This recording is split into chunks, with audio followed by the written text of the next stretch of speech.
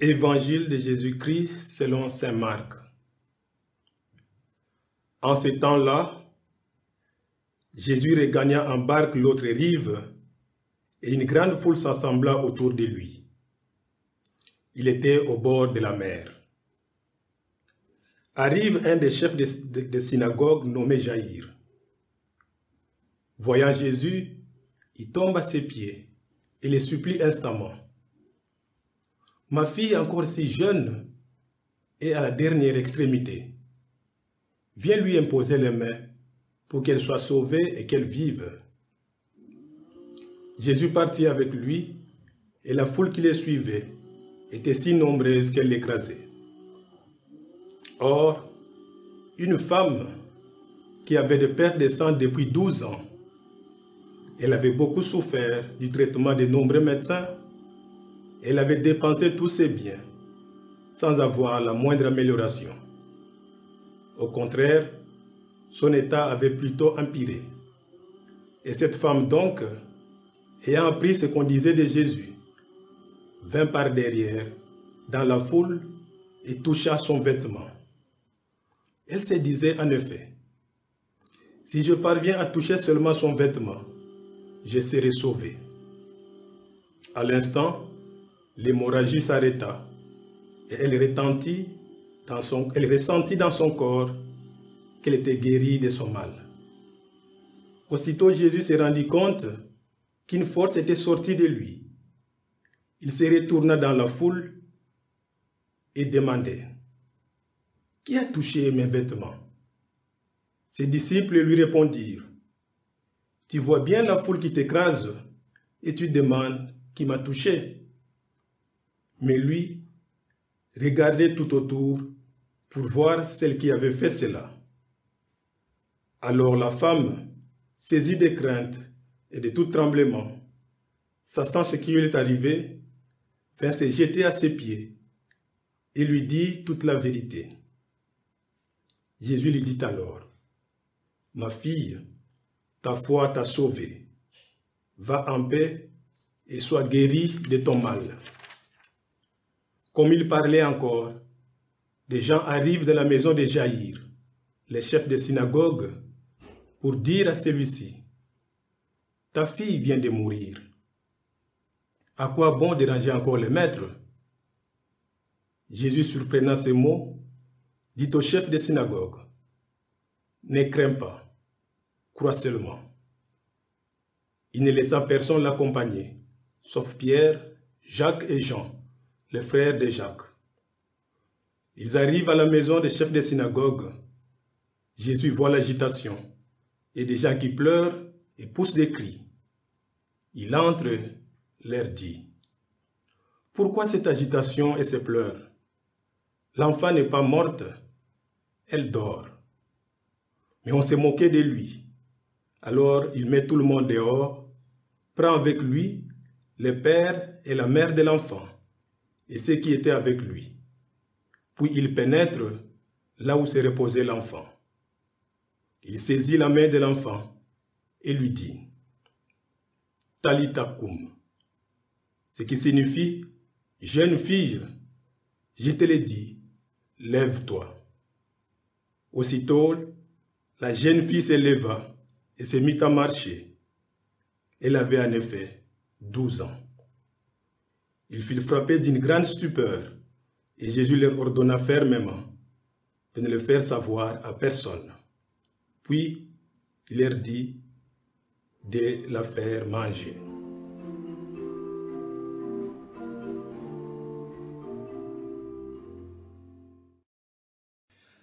Nous venons d'entendre les longs récits si touchants de la guérison d'une femme qui avait de perte de sang et du retour à la vie de la fille d'un des chefs de la synagogue.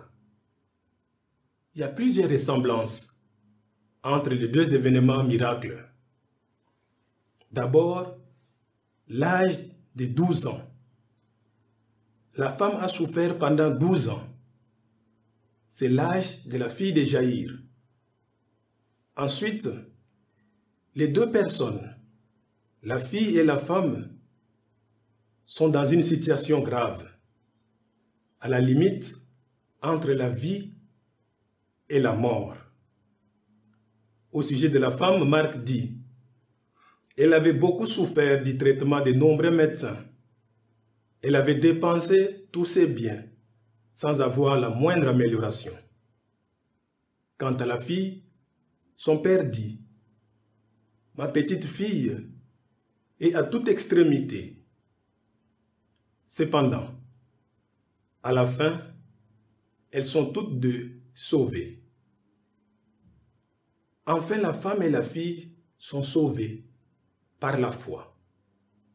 Pour la première, c'est sa propre foi, bien qu'elle ne se prosterne pas et n'adresse pas sa demande. Pour la deuxième, c'est par la foi de son père, qui se prosterne et adresse une demande. Regardons les deux scènes. Contemplons les événements. Ce qui s'est dit et s'est fait.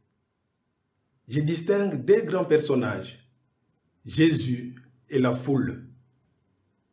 Celle-ci est composée, d'une part, de ceux qui font confiance, espérant l'impossible, comme la femme et l'un des chefs des synagogues.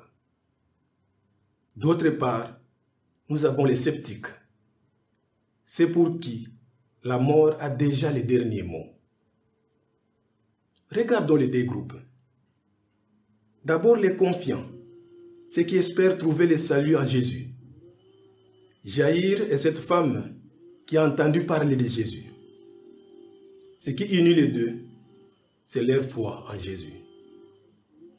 De l'un, les récits dit, voyant Jésus, il tombe à ses pieds et les supplie instamment, viens imposer les mains à ma fille afin qu'elle soit sauvée et qu'elle vive.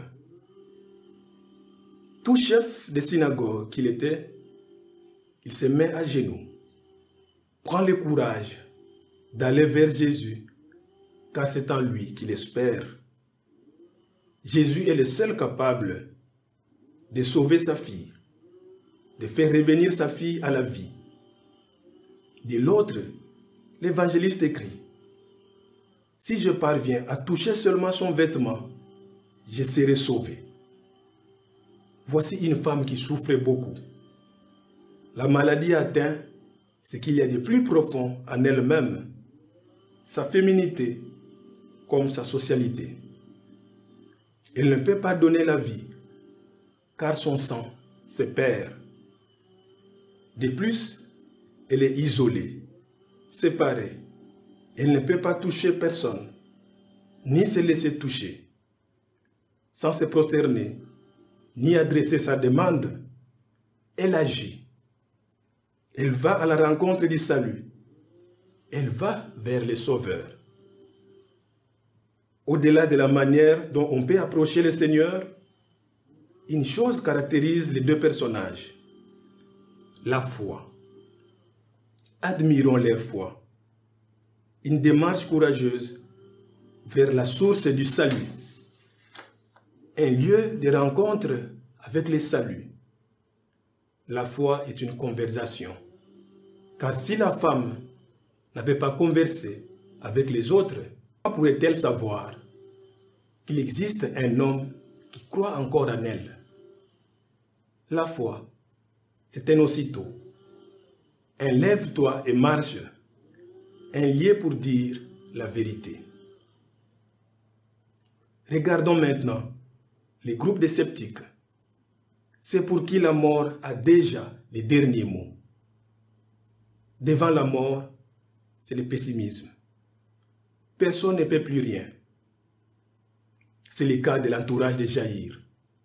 Les gens de sa maison, ils disent à leur maître, « À quoi bon déranger encore Jésus ?» C'est le cas de ceux qui se moquaient de Jésus quand il dit « L'enfant n'est pas morte, elle dort. » Ils sont de la catégorie des gens qui découragent les autres. Non seulement ils ne parlent pas de Jésus aux autres, mais ils empêchent et risquent de faire perdre la confiance aux personnes qui tentent de s'approcher de Jésus, car il traite les autres de naïfs. Ces personnages soumettent la foi à une forte épreuve. Entre les deux groupes, il y a Jésus. Il ne prêche pas pour convaincre les sceptiques, mais il répond à l'ouverture des confiants. Il se retourne au milieu de la foule et pose son regard sur la femme. Un regard nouveau que personne depuis 12 ans dans sa société n'a posé sur elle. Un regard qui transforme, qui apporte la joie, brise l'isolement et réintègre dans la société. Va en paix et sois guéri de ton mal, dit Jésus à la femme. À l'enfant de Jaïr, il tend aussi la main et dit, « Jeune fille, je te le dis, lève-toi. » C'est-à-dire, mets-toi à marcher, désormais reste debout. Même dans la foule, malgré les bâtons jetés sur nos routes, les pots de bananes sur nos routes, les oppositions, un avenir qui semble désespérant. Tant de paroles d'accueil réconfortantes nous sont adressées. Tant de mains nous sont tendues, non pas pour s'imposer, non plus pour écraser, mais pour relever, pour accompagner et soutenir. Jésus-Christ est là, où et quand la mort, la maladie, plonge dans l'impasse ou effraie. Le Christ vient donner la vie. Ce sont les paroles de Jésus qui nous réconfortent aujourd'hui.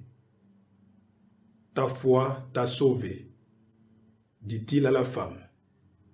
Et au chef de la synagogue, ne crains pas, crois seulement. Que notre communauté ecclésiale s'élève et devienne vivante. Amen.